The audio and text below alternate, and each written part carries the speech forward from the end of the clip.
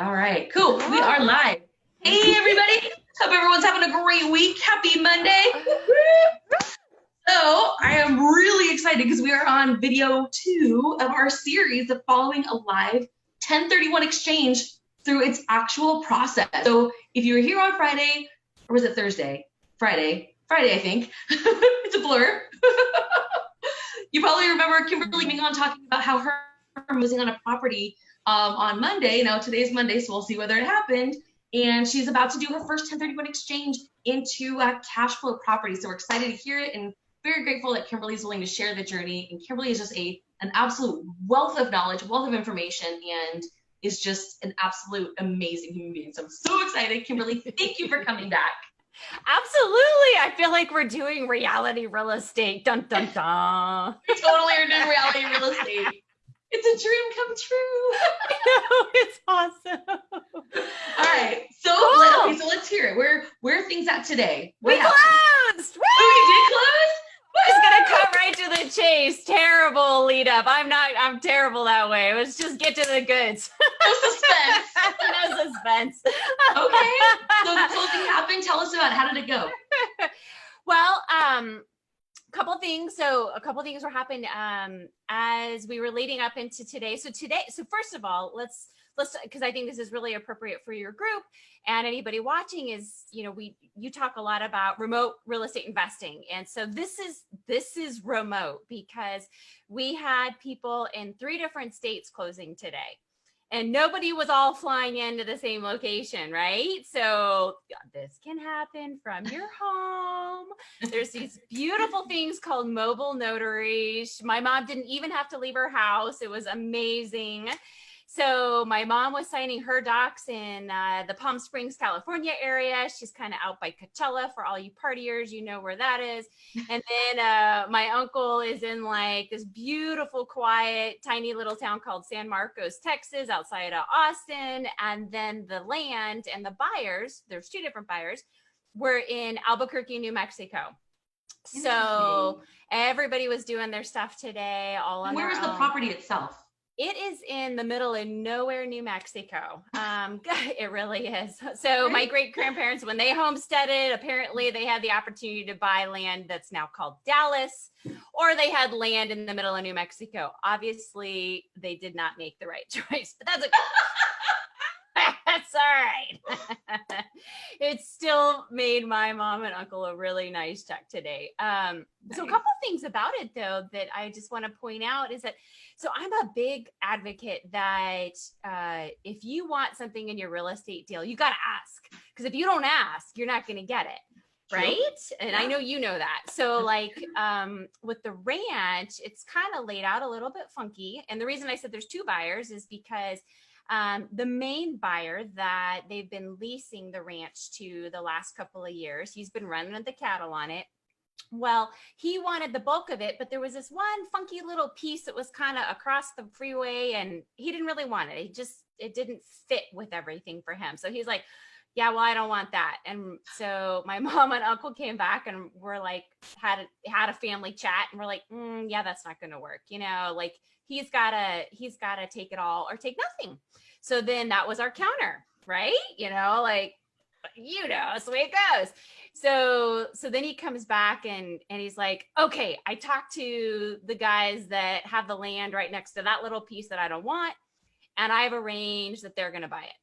And they'll buy it at the same price I'm paying for ours, which actually wasn't that great, but that's okay. It's done.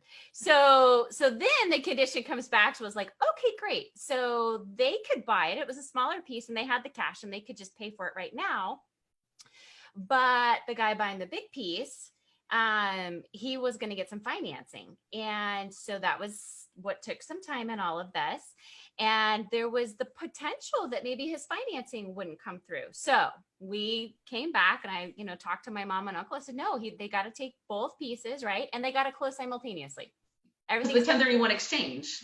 That's right. It would totally, exactly. Thank you. Ding, ding, ding. Totally would mess up the 1031 because then they would have had to have 2 separate 1031s, one for a teeny tiny little piece and one for a big piece as well. Yeah. Exactly. So all that came together. And then it was kind of cool because, well, I think it's cool because I like to pull things together. I'm sort of a project manager by nature, right? Like I just can't help myself,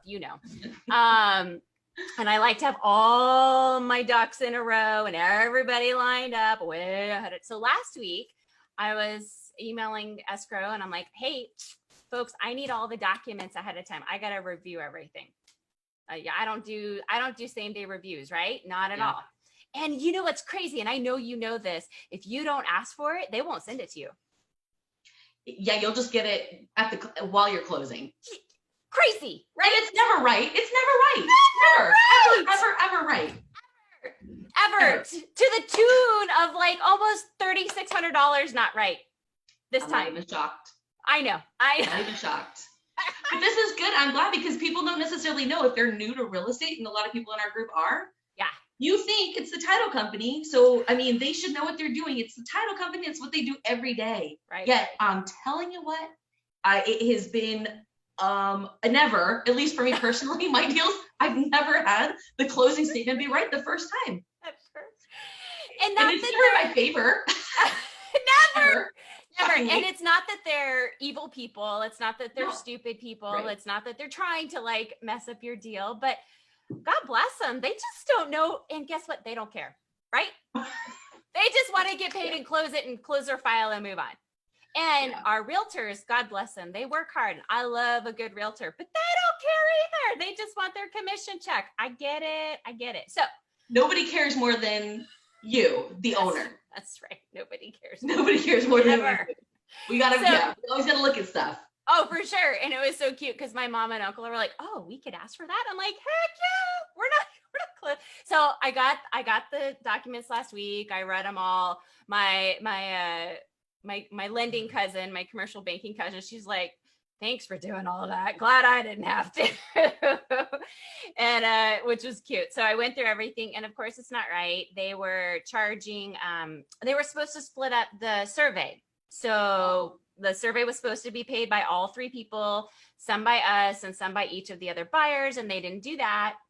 And then taxes weren't prorated correctly. Wow. And then they thought that, so mobile notary for my mom, mobile notary for my uncle, that's all well and good. But, there's two closing statements, right? Because there's two buyers. So they charged it 4 times. I'm like, no.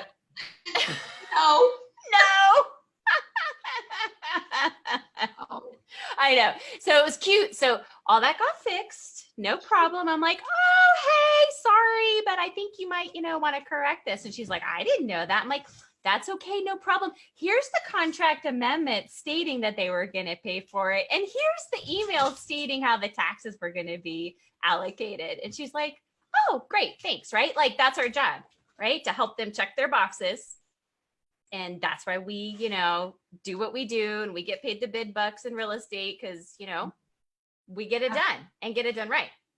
So anyway, today, because, I just don't trust anybody all the time, right? So like I knew, and I'm not there. I'm in Northern California. I'm up at South Lake Tahoe. I am not out in India with my mom.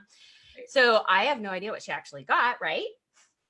So I'm texting mom yesterday and I said, hey, so when's the notary coming? You got to call me and we got to go through the HUD one more time. And so she does. Notary's there. Everything's lined up. Gary and I are out grocery shopping. We're in full COVID-19 garb today, right? And that's okay. So I got mom on the phone and I'm like, just read me the numbers. Just go down the line and read me the numbers. She's reading. I'm like, okay, that one looks good. You can sign all of that file. Okay, awesome. Let's read the other one. So she starts going. And they put those silly little notary charges back in there again. I said, stop. Hold on.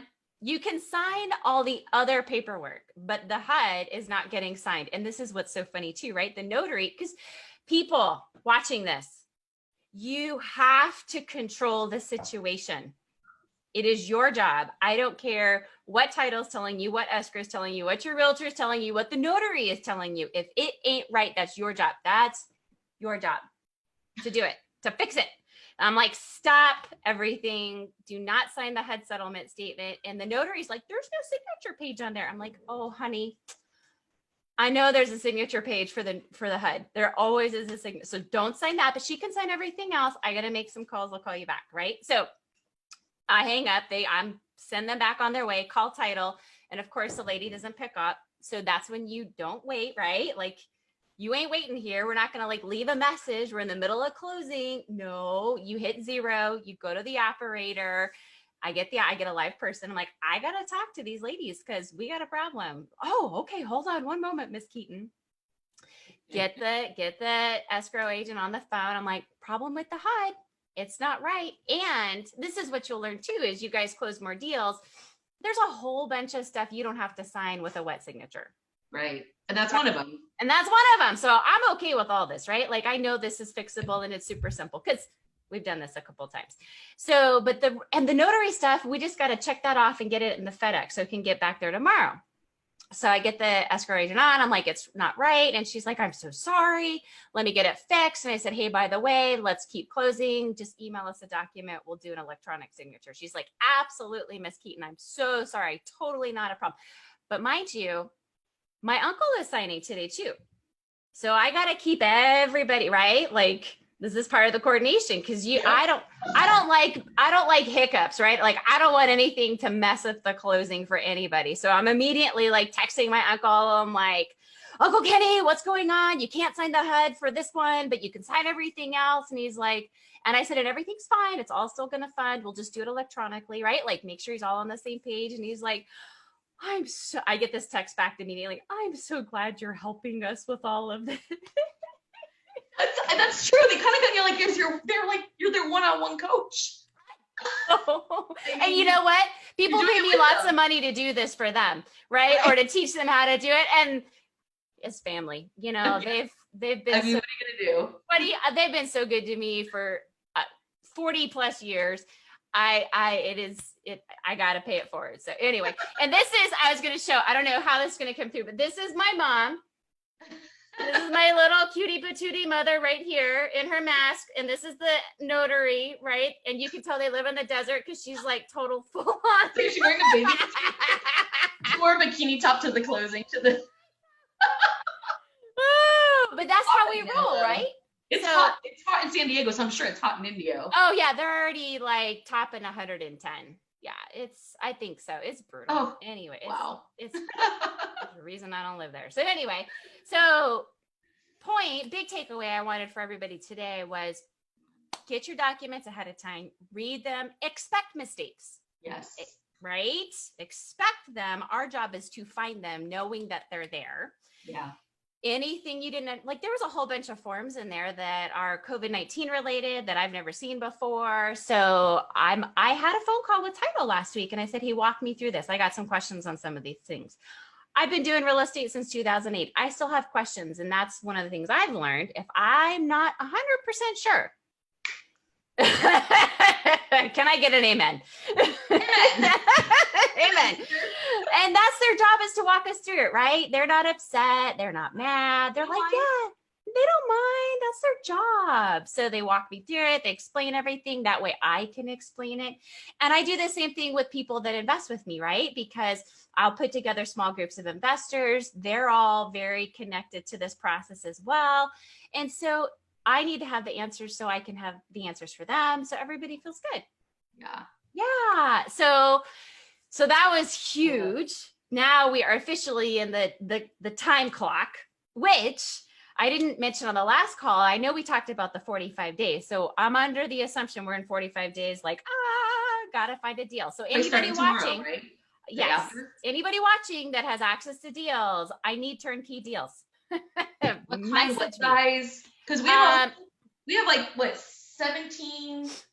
20 people in our wholesale course who just started a couple weeks ago. So by all means, let's tell them what you're looking for. Then I need a deal. So we got, we got $580,000 in cash in the 1031. 580. Okay.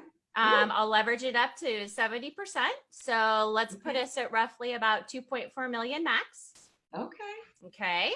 Anywhere in the US I will look at, but I would prefer not to fly east of the Mississippi because it takes a whole heck of a long time to get from California to Florida, but I will look anywhere. Okay. My mom needs a check every month. So this is not a major value add deal. If you got some value add deals, I'm looking for a small investor pool. So I'm open to those as well. You can use the same price point. That'll work fine. So something that's kind of already done. It's going to kick off some income for her. Do not be sending me 5 caps and 6 caps. That's not going to work. So what kind of minimum? That way people know what to look for. Yeah, absolutely. Let's say an eight cap. Okay. Minimum. So okay. For everybody watching, if you don't know what that means, 8 cap, but you are interested in wholesaling or whatever, 8 cap means that the cap rate, if you haven't seen the financial analysis, what is it called, masterclass yet, you can watch that. But basically the 8% is the cap rate. That means that's how much net operating income comes in compared to the purchase price. It's an 8% return. It would be like the equivalent of if someone bought a property with all cash and there was no financing, the cash flow and the net operating income would be the same, and that would be 8% annual return based on the purchase price. So anyway, 8% and 8 cap rate is the same thing. It's 8% cap rate. So as you guys are out there looking, in case that's new to you, that's what you're looking for, 8 or higher, and performing. So no value adds, meaning we don't want a lot of vacancies. There's a lot of people in there. It's already cash flowing. It's already managed. It's already doing. It's just that somebody's looking to cash out and be done. Yep. Kimberly's looking to cash in and get going. Now, if you have some heavy lift deals, that need a lot of work, but there's a lot of upside, I'm interested in those too. Oh, yeah. Yeah. That'll be for Kimberly. That would be for me and my little group of investors that are acquiring properties right now.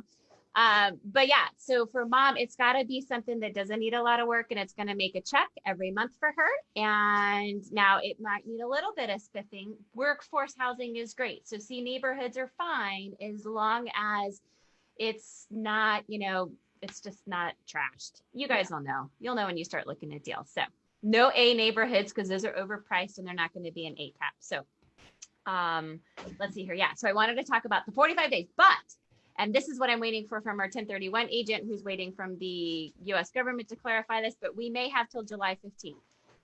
Oh, because of COVID, they might extend the timelines. Yes, they actually technically have, but for the group of people that were already in a 1031, when they passed this amendment, and it's not unusual if there's like a huge act of God, tornadoes, hurricanes, that they'll do little very area specific extensions for 1031s. Yeah.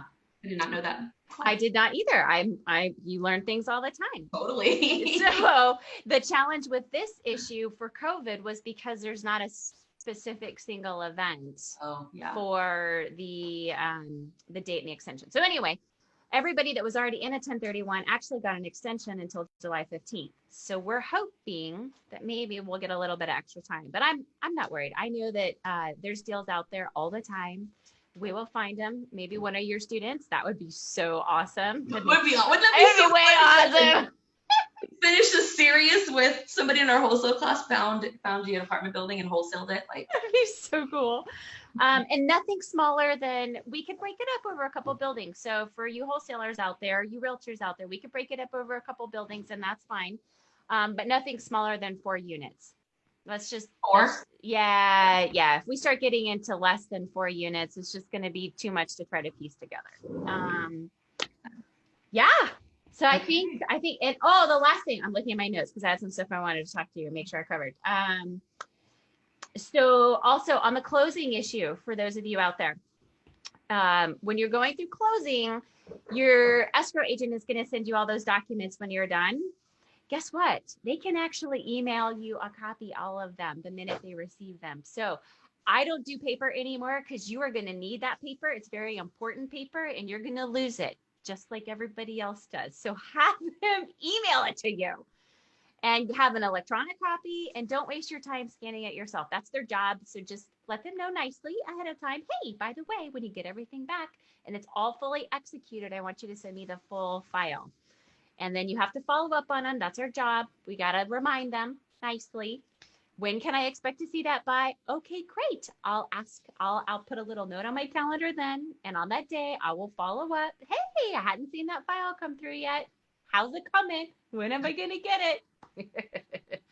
I think a couple of the big things too for people that are newer in real estate or haven't done first transaction. Yeah. The stuff you talked about, that's probably like absolutely probably some of the biggest learning curve, other than the technicals of it, is just that feeling empowered to ask the questions. One, to ask questions anytime you don't understand something. I've been telling my students for years that I think part of the reason I know so much, because people are like, how on earth do you have that much knowledge in your head?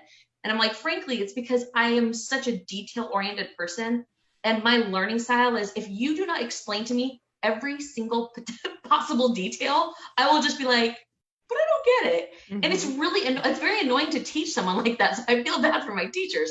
However, that's just how it was for me. So my education program didn't teach me like that. So the way I learned all of those little things was asking. And the title company was a huge source of education for me. Because I was always asking, well, what about this line? And what does that even mean? And how does that impact that? So, and nobody was ever upset about me asking. In fact, they were happy to explain it. So I just want to tell everyone, like, when you're new, do not be afraid to ask questions. Don't let your ego get in the way of you getting information that could not make or break a deal, but could make an impact on you financially. A lot of times you don't want to seem stupid, or you don't want to seem new. You got to kick that to the curb. Because what you're going to feel stupid on is if you find out after the fact that you lost $1,500 that you didn't need to because you were afraid to ask. So just be willing to be a student when you're in transactions the first, however long it takes, frankly. Even now, there's never a deal that I'm not on the phone asking questions to the title company, because there's always stuff that's different in every market, right? So that's not the technical side of things, but I just wanted to point that out and just give you guys permission to ask every imaginable question. Kimberly's been doing this since 2008. I've been doing it since 2003. We have been doing this a long time, and we still ask questions. So it doesn't indicate you're new. It indicates you're smart for asking questions. Okay, so just reframe that in your mind so that you can get the knowledge that you need, and you're going to feel so much more confident when you have more knowledge. Oh, for sure. And I'll be the first one to say, hi, my name is Kimberly. I'm a recovering perfectionist. I loved it when you said kick it to the curb. You have got to kick that to the curb. Getting it done is so much more important than having it perfect and pretending to know all the answers, because nobody knows all the answers. Not even Bill Gates, not even Warren Buffett. Nobody knows all the answers. No, every deal's a little different. There's always some kind of oddball thing. There's something to learn every time. For sure. Absolutely. So now we are waiting to get the full file coming in. Okay. Also waiting for 100% confirmation that the 1031 escrow account has funded. That's question number 2. That's always, the follow-up. Has it funded? Has it funded? Is the money there? And shopping. So we actually spent almost 90 minutes on a Zoom with a realtor on Saturday, looking at property. So it's going, and so stay tuned. Cool. All right, so we're going to get together again on Thursday at 11 a.m. Pacific, 2 p.m. Eastern. So if you guys want to continue on the journey with Kimberly and the 1031 Exchange, you can meet us next Thursday, and then we'll make the announcement for the following week when we're going to do these little updates. And I hope you guys are finding it helpful. We're excited to be able to share this with you. And Kimberly, thank you once again. Absolutely. Send me your deals. All right. Have a great night, everyone. All right. Bye. Bye.